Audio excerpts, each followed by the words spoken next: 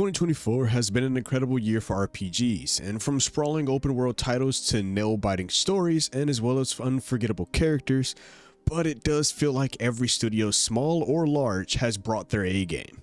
Therefore, with so many to choose from and which ones truly stood out to me throughout this year. What's up, Chaotic fam? It's your host KSDTV here, and we're diving into my top 10 RPGs that came out in 2024. But no, it is not a definitive ranking. However, these are the ones that absolutely hooked me. These games have wowed me, and just maybe some games that made me lose a little bit of sleep.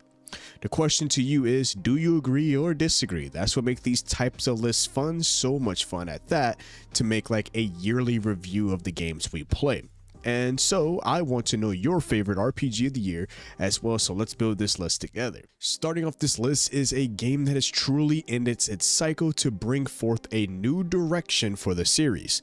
Like a Dragon Infinite Wealth kicked my year off right with this 50-hour long game that I spent in January, just getting lost in his world. Finally seeing Kiryu get much older and just being told that this man was dying, and this game really broke my heart. But it had me come to terms with the fact characters can't keep going all the time. Then no matter what obstacle that comes their way, it did set a bit of humanity into the characters that felt just a bit immortal, and going through 20 years with this character who just felt super unstoppable, and most of the time he was definitely relatable. With a story aside that definitely gripped me and had my jaw dropped for hours upon hours, the gameplay itself and the setting in Hawaii, but just getting to explore the beautiful island of Hawaii along, then uncovering the mysteries of a cult that is corrupted with greed. The combat is still continuing turn-based like the previous game, which Yakuza 7, which to most people definitely turned them off, but I can promise once you understand this system, it is not super bad. It's not also super long draining like older turn-based games, but it is still fun from all the new wacky mini games that make the Yakuza games popular.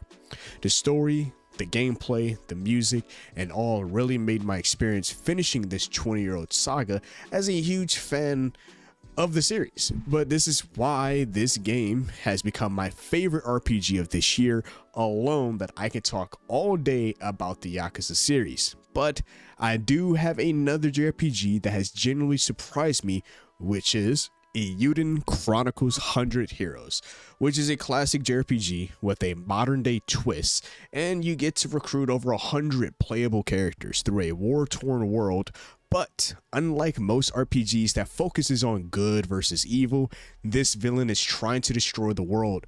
Therefore, the story starts in Alran, a land shaped by the alliances and conflicts of humans, beasts, elves, and desert people.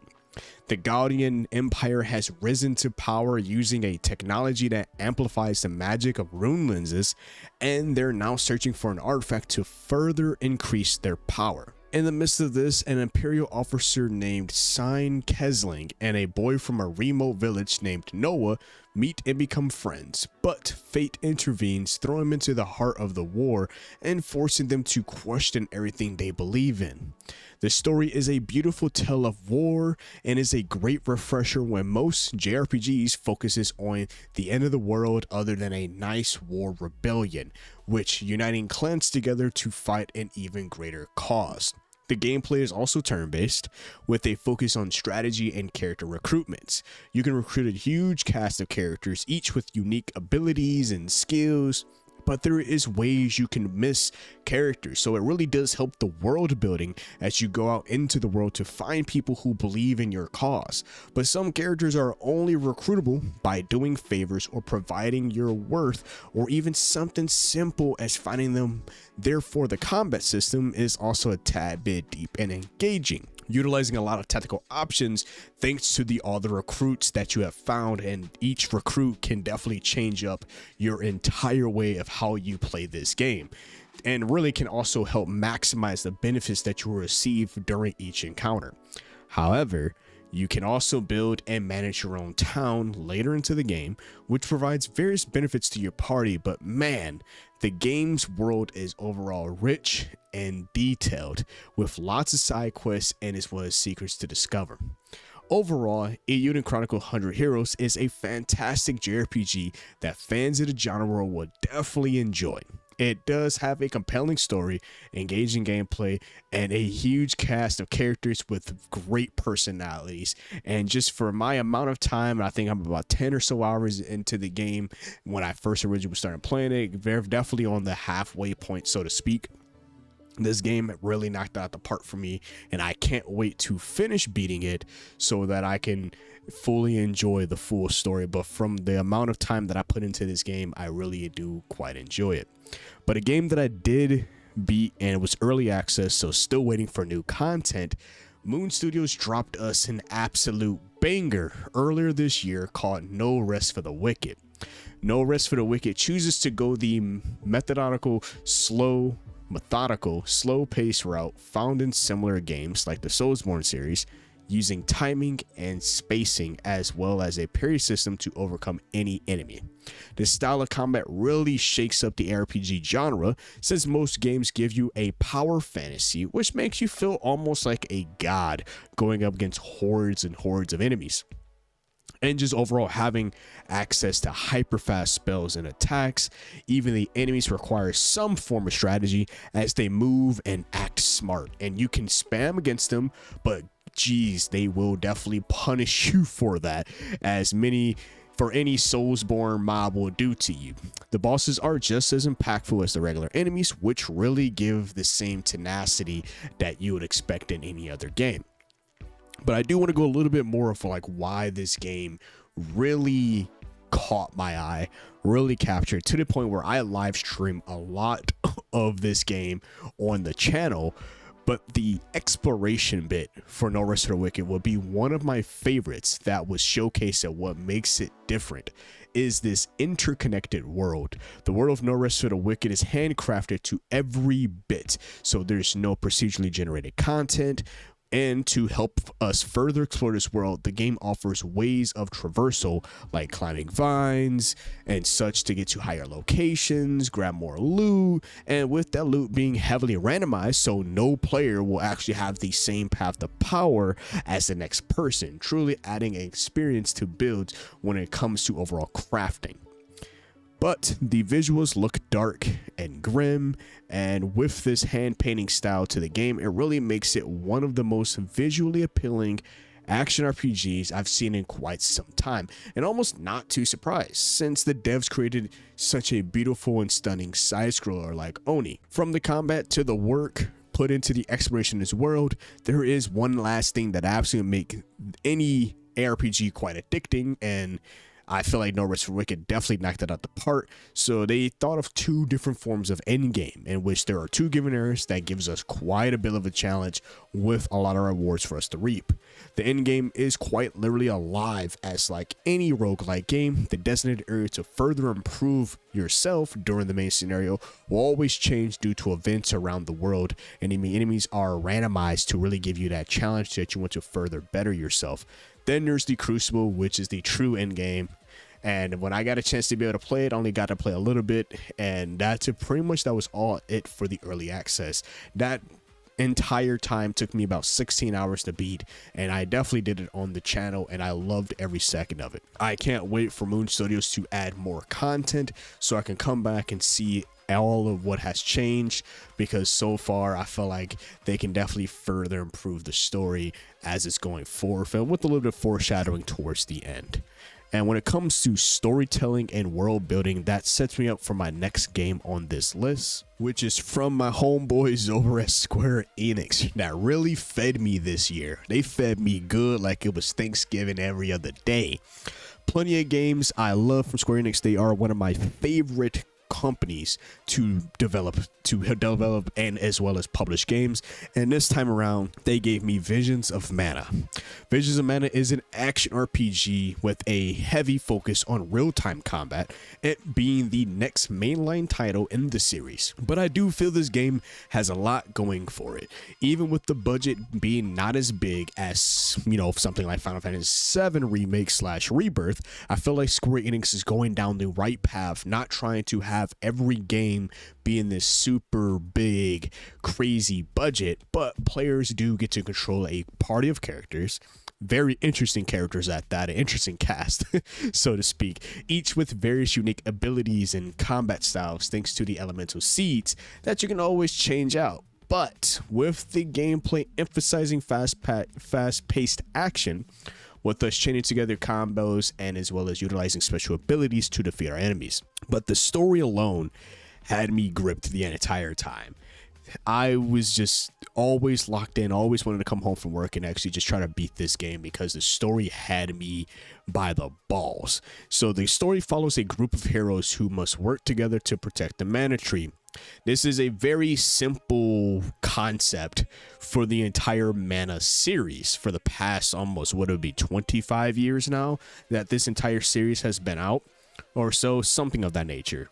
Somebody will definitely check me with that time frame in the comments. But the mana tree is a source of life and magic in their world. The narrative unfolds through a series of quests and encounters, with players encountering quite a diverse cast of characters and facing many challenges at every road just to get to the tree itself. But the tree is one of the biggest turn of events, so to speak, and we learn a dark truth with our heroes and understanding how our moral compass stands with this newfound of knowledge regarding knowing about the tree. Now moving on over to the visuals, Visions of Mana is a quite stunning game with vibrant colors, detailed environments, and quite impressive character models. But the game's world is beautifully rendered. Therefore, the character designs are both charming as well as unique. Overall, Visions of Mana offers a blend of classic JRPG elements with modern-day action gameplay. Its engaging combat, compelling story, and beautiful visuals made it quite a captivating experience for me this year. This game is always what I want Square Enix to do to Final Fantasy IX Remake. We do not need crazy overhaul visuals that, unlike, Final Fantasy VII Remake and Rebirth. But, Square Enix is planning on, doing lesser budgets for their games moving forward. And I feel like Final Fantasy IX should be able to get the same treatment or a similar quality of Visions of Mana. Drop the game at about $40-50, and I feel like that will sell just like Visions of Mana. It's sad to say about the studio, Uka Studios, who got shut down a week after, even though they don't even get to see their own game prosper. But moving forward, as the years go on, in the next 10 years, so to speak, Square Enix, they need to really hone in on these AA games.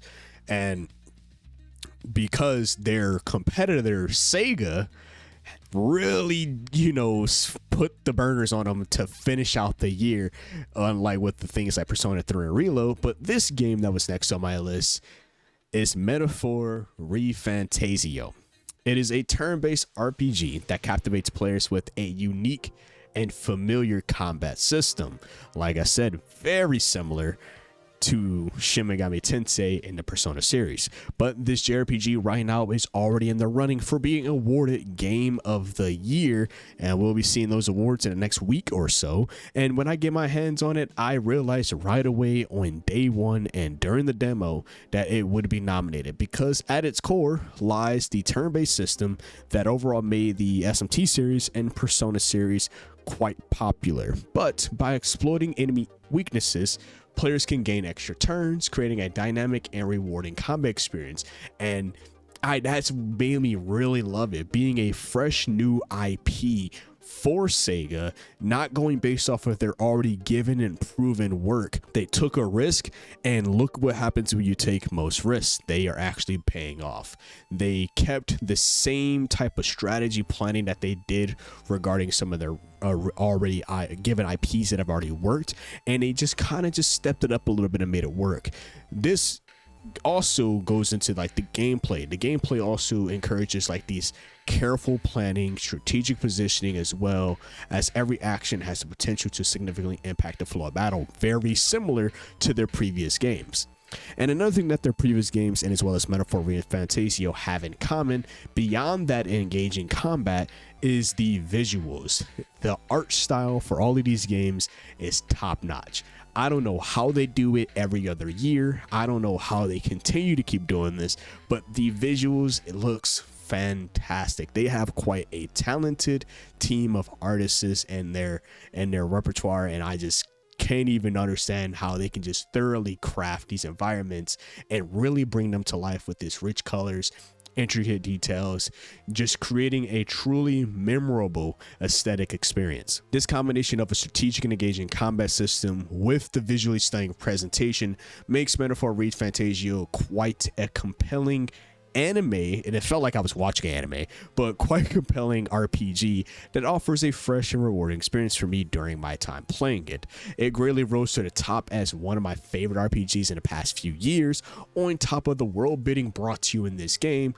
Another great game for storytelling and world building is Romancing Saga 2 Remake. Now, this is a remake of a game that came out all the way back out in the, I believe it was in the 80s or 90s last time they made this game. But the remake retains the core gameplay mechanics of its predecessor, emphasizing a non-linear narrative and a unique free-form combat system. And I'll explain what that means a little bit. Players navigate a branching storyline where choices significantly impact the course of the game and the development of their characters. The freeform that I talked about is basically allows characters to move freely on the battlefield, encouraging strategic positioning and tactical maneuvering. Basically, you can move around, you can choose to run behind your enemies, attack them to get a first strike, then you go into this turn-based system. And I do like when games do that, where just like you can choose ways to gain an advantage over your enemies, and hey, the enemies can be able to do it back to you as well. Another good feature that I like about this game, and it's very similar to Euyiden Chronicles, is the fact of recruiting heroes. Now, in this game, you can recruit kings to, have become a king for your new kingdom, which in my opinion is definitely fun. Just kind of changing the way, the path, and how we get to point A to point B will always very be different for a lot of players, and it was definitely different for me. The remake enhances a classic 16-bit aesthetic with modern visuals, breathing new life into the game's world and characters. The environments are beautifully rendered, and the models are expressive and detailed, providing a visually captivating experience. The remake also incorporates quality of life improvements, such as a more user-friendly interface and streamlined gameplay mechanics, enhancing accessibility for both newcomers and longtime fans. Overall, Romancing Saga 2 Remake successfully preserves the core elements that made the original a beloved classic while introducing modern enhancements. The combination of a non-linear narrative, a strategic combat system, and a visually stunning presentation makes it quite a compelling RPG experience for me and anybody who would like to play it. Following up with that, we have the East series, which continues with X Nordic, the 10th line entry following the adventures of protagonist Adol Kristen in a Norse-inspired setting. Developed by Nihon Falcom, the game was released in Japan last year, but it arrived globally for all of us, and that is how I was able to get my hands on it. So overall, I've been a fan of the East series as well. Haven't played a few in quite some time, but learning about the story picking up between East 2 and East Memories of Salceda, offering a continuation of Adol's journey. The gameplay begins with Adol and his game companion Dogi embarking on a brand new adventure, and at this point I fell in love with the game. From encountering pirates, the fast-paced combat with the dodge, guarding, and parrying, and as well as being able to have naval combat. And not even just the naval combat, you also can have this co-op mode that you can with your other partner, which is called this duo mode, where we get to control Adol and as well as our other companion, simultaneously creating a dynamic and engaging combat experience. X Nordic presents a visually stunning world, and all of the colors are very bright, and it feels like it will be able to match any form of system, whether you're like Nintendo Switch. It gives me like mobile games vibes as well, like back in the day, like your PSP or your PS Vita, your Switch, any of those handhelds. it just looks great on anything. The soundtrack also is quite amazing, and the voice acting is very well delivered. The game features a rich world to explore, including, like I said, the naval battles earlier, a mana system that you can upgrade over time, which acts as its own skill tree, and a compelling story that unfolds through engaging dialogue and character interactions. With that, the engaging combat, captivating visuals, and compelling stories, X Nordic offers a thrilling adventure for anybody who would like to play this game, and it offered a thrilling adventure for myself, and I can't wait to finish beating it, because my god, I that's another game that just kind of just had me just stuck, and I could not put it down, and I wanted to see what happens next every so often. Another game that definitely, I would not say it ruffled my feathers, but it definitely took for a super indie game of this stature, beloved Rapture offers quite a lot for players.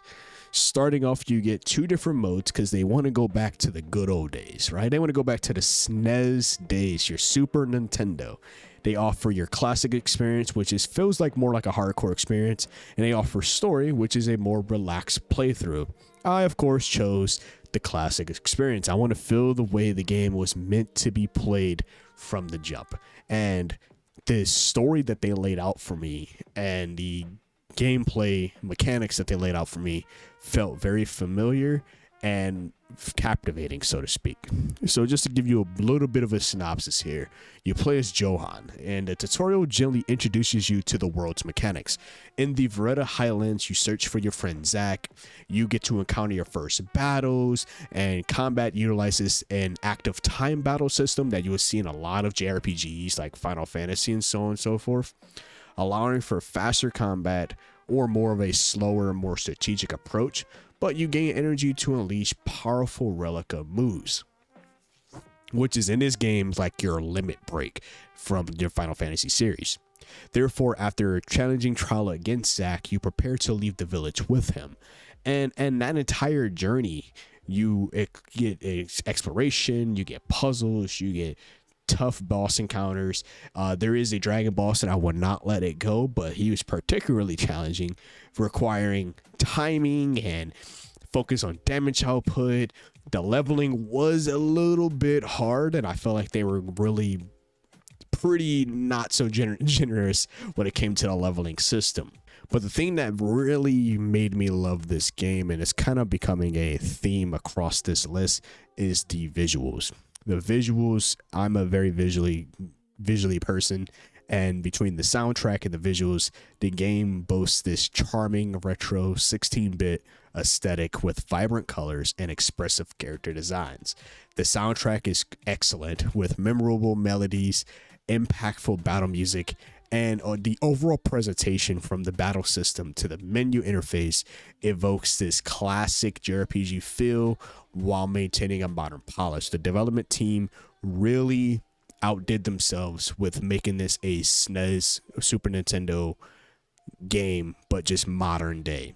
Despite the overall difficulty, the engaging story and the compelling combat system makes this game one of my favorite indie JRPGs to ever come out.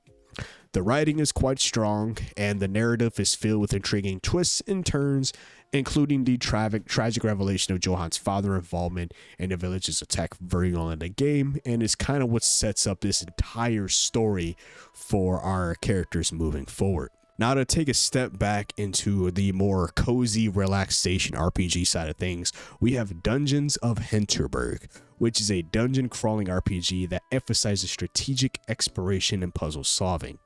Combat unfolds in action-based encounters, demanding players must have your wits about you when under attack.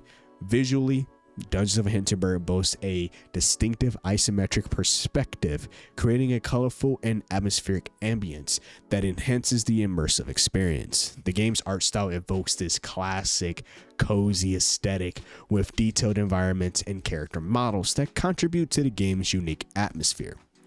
And the use of shadows and lighting further enhances the game's visuals appeal, creating this great atmospheric world to explore. This combination of strategic fast action combat has an emphasis on exploration and puzzle solving, and a visually striking isometric presentation that makes Dungeons of Hinterburg a compelling experience for me, who is a fan of classic dungeon crawlers and those that is quite seeking a challenging and atmospheric RPG adventure. And our last game on this list is Last Epoch. Now, I did play this game back when it was in early access, but this year the game had its full 1.0 launch and it was fully available for everyone. So Last Epoch is an action RPG that emphasizes on deep character customization and challenging combat. Players can choose from 15 mastery classes, delve into over 100 different skill trees, allowing for a vast array of build possibilities. Combat is also fast-paced and action-oriented, requiring me to try to build up different skill combos, and also as well as making sure you're dodging certain enemies' attacks and just utilizing environmental interactions to gain an advantage. The game does feature a visually striking and atmospheric aesthetic. The environments are meticulously crafted with a focus on detail and a gritty, realistic style. The character models and enemy designs are also well rendered, further immersing players in the game's world. But Last Epoch offers a rewarding and challenging experience for anyone who is action RPG, and it definitely rewarded me because I just love the fact of the deep customization, the combat was fun, and overall visually impressive world, providing a compelling and rewarding journey for players seeking truly a unique and satisfying ARPG experience. Now, at the time, this ARPG definitely replaced Diablo 4 for me upon its launch, because D4 was not what we were looking for when I played the demo, and on day one launch for D4, it just did not do well for me. So seeing Last Epoch and just coming back to it, it definitely really scratched that itch for that action RPG feel. Now, these are my top 10 RPGs of the year that really wowed me, and overall, as the year is closing out, I wanted to take the time to just discuss some awesome games that I was able to play. I do know there are other games like Wukong, Stellar played, and as well as even Final Fantasy VII Rebirth, but I personally did not get a chance to, play those games. I think only one that counts is Final Fantasy VII Remake, and that didn't release this year, but I did beat it this year though, and I'm still shocked as hell. For anybody, if you know, for the Final Fantasy VII Remake's ending leading into Rebirth. But I want to hear your guys' top games that came out this year, and what was the overall impact of these games to you. And with the Game Awards right around the corner, it will be good to see some fresh games from my community.